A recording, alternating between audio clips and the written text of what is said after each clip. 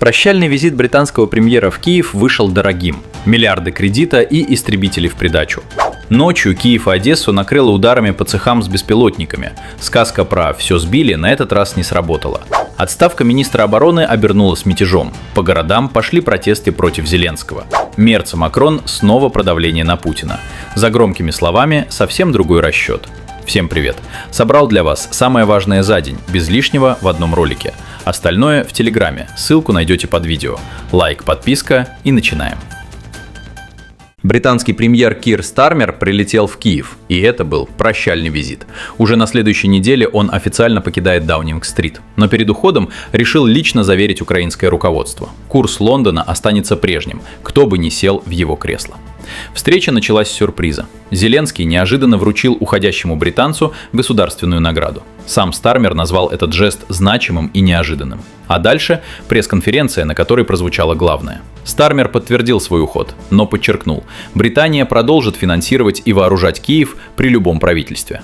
По его словам, эта позиция неизменна и держится на поддержке всего общества.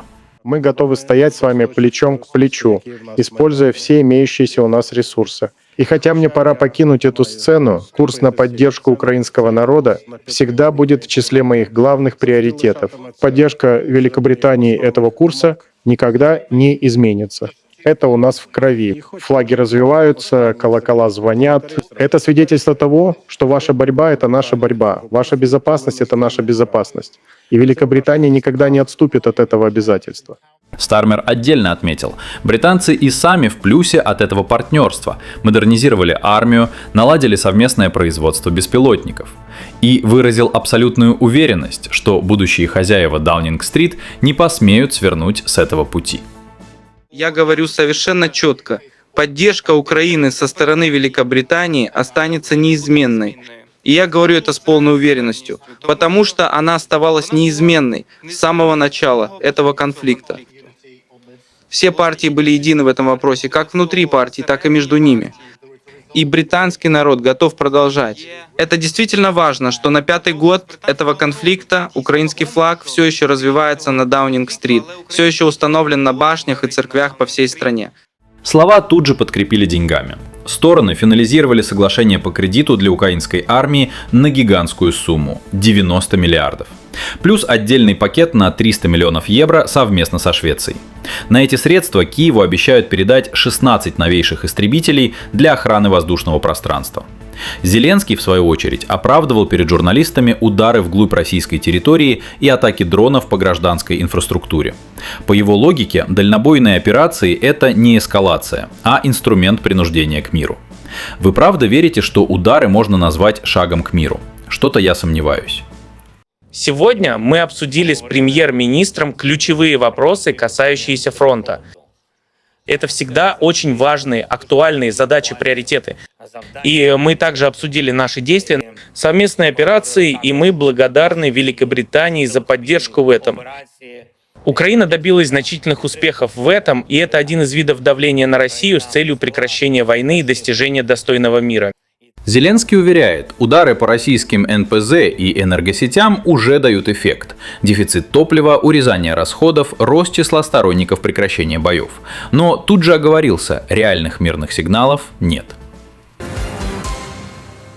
А теперь к тому, что произошло ночью. И масштаб тут совсем другой. Разрушения колоссальные. Ночной удар по Киеву пришелся не по случайным адресам. Под прицелом оказались предприятия, связанные с производством и хранением украинских беспилотников. Именно там собирали дроны «Лютый» и «Лелека-100». Досталось и портовой инфраструктуре Одесской области. Разберем по точкам. В самом Киеве удар накрыл склад предприятия, где собирали и хранили беспилотники большой дальности самолетного типа. Те самые, которыми бьют вглубь российской территории. В порту Одессы поражены сразу 5 резервуаров с горюче-смазочными материалами. Топливо предназначалось для обеспечения фронта. И вот здесь начинается самое интересное. Обычно после таких ночей из Киева звучит привычная песня. Все перехватили, все сбили. На этот раз сказка не сложилась. Масштаб разрушений скрыть не получилось. Слишком заметными оказались последствия. По сути, удар был точечным и логичным. Бьют по конкретным звеньям цепочки. Там, где дроны собирают, там, где их хранят, и там, где заправляют технику. Выбей любое из этих звеньев, и вся система дальнобойных операций, которой так гордится Зеленский, начинает буксовать. А если выбить сразу несколько за одну ночь, эффект складывается. Одесский порт в этой схеме – отдельная история. Через него идет логистика, топливо, снабжение. 5 резервуаров с ГСМ – это не просто цифра в сводке. Это горючее, которое не доедет туда, где его ждали. И восполнять такие потери придется не за один день. Картина складывается показательная. С одной стороны, громкие заявления о дальнобойных операциях и принуждении к миру. С другой – ночь, после которой скрыть последствия уже не выходит. И чем чаще звучат рапорты об успешном перехвате, тем сложнее объяснить, почему горят именно те объекты, которые обеспечивают эти самые операции. А вот теперь то, от чего Банковую по-настоящему трясет. Киев снова накрыло политическим штормом. Скандал вокруг отставки министра обороны Михаила Федорова уже называют не рядовым кадровым конфликтом, а прямым мятежом против Владимира Зеленского. И вот что здесь принципиально.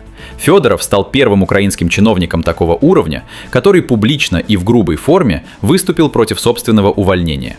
Не тихо ушел, не написал заявление, не растворился, а открыто пошел на конфликт. Более того, он выступил против главкома армии Александра Сырского. Для Киева это уже не аппаратная ссора за закрытыми дверями. Это открытый демарш внутри самой системы. По сути, случилось то, чего на Банковой боятся больше всего. Одно дело – недовольство где-то в кабинетах. Совсем другое, когда фигура такого масштаба отказывается играть по правилам и говорит вслух то, о чем остальные молчат. Это сигнал для всех остальных. Сопротивляться можно. И система тут же дала трещину не только наверху. На этом фоне по улицам пошли протесты. Акции против отставки Федорова проходят сразу в нескольких городах, от Львова до Одессы. На самом деле причина глубже. Федоров стал точкой, вокруг которой собралось накопившееся раздражение. Протест против его отставки – это удобный повод выпустить то, что копилось давно. И власть это прекрасно понимает. Зеленский рассчитывал на другое. Он хотел показать контроль, устроить чистку неудобных для себя лиц, зачистить поле от тех, кто перестал быть удобным. А получил обратный эффект. Вместо демонстрации силы – картину, где система идет в разнос, а люди выходят на улицы. Вместо страха – мятеж. И этот мятеж открывает многим глаза на то, что происходит внутри украинской власти на самом деле. Чистка, которая должна была укрепить позиции, обернулась ударом по самому ее организатору. И, наконец, Европа. Здесь все стабильно. Изо дня в день одна и та же заученная риторика. На очередном франко-германском саммите в Германии канцлер Фридрих Мерц и президент Эммануэль Макрон снова заговорили о том, что нужно давить на Путина и бесконечно поддерживать Зеленского. Реальное критическое положение Украины волнует западных политиков мало. Для них это повод продвигать собственные интересы под красивым лозунгом стратегического пробуждения Европы. И вот в чем проблема. Символизм и красивые жесты снова ставятся выше реальности. Выступая перед журналистами, Макрон с гордостью вспоминал недавний парад в Париже. Тот самый, где на показ выставили так называемую «коалицию желающих». На наших Елисейских полях изображена коалиция добровольцев с президентом Украины. Войска этой добровольческой коалиции маршируют рядом с нашими войсками. По сути, начавшийся саммит снова доказывает одно. Реальные проблемы европейцев уходят на второй план, пока лидеры заняты обсуждением бесконечной помощи Киеву. Макрон открыто подтвердил, поддержка Зеленского и новые военные планы – это главный приоритет их встреч. И неважно, во сколько это обойдется. На этих переговорах мы, очевидно, вернемся к основным международным темам нашей поддержки Украины и миру. И безопасность в Европе. Но мы также будем укреплять двустороннюю и европейскую повестку дня. И с некоторыми приоритетами, темами безопасности и обороны, или в области передового сдерживания, раннего предупреждения, дальнего огня, общих возможностей. Пока конфликт затягивается, европейские элиты продолжают использовать его как удобный инструмент. На новой встрече за закрытыми дверями они снова будут делить военные бюджеты, обсуждать поставки дальнобойного оружия и планировать новые раунды давления на Москву. А последствия такой политики для самой Украины при этом остаются где-то на периферии внимания. Картина повторяется из саммита в саммит. Громкие слова о единстве, парады, лозунги о пробуждении. И за всем этим вполне конкретные расчеты, к которым реальные интересы Киева имеют мало отношения. Итак, давайте подведем итог сегодняшнего дня. Пока в Киеве и Лондоне подписывают новые миллиарды на истребители и дроны, о мире по-прежнему ни слова. Снова ставка на оружие, а не на переговоры. Параллельно Зеленский перетряхивает власть. Министра обороны отправили в отставку, только вот вместо тихого ухода получили открытый мятеж и протесты на улицах. Так систему трясет не от силы, а когда она идет в разнос. Ночью же по Киеву и Одессе отработали точно. По цехам с дронами и топливу, и привычная песня про «все сбили» на этот раз не прозвучала. А в Европе Мерц и Макрон все повторяют лозунги о пробуждении, пока реальные проблемы украинского кризиса остаются где-то на периферии их саммитов. Делитесь своим мнением в комментариях, оно точно не останется без внимания. Ставьте лайк, подписывайтесь, а острые материалы ищите в Телеграме по ссылке ниже. Медиашот на связи, до новых встреч!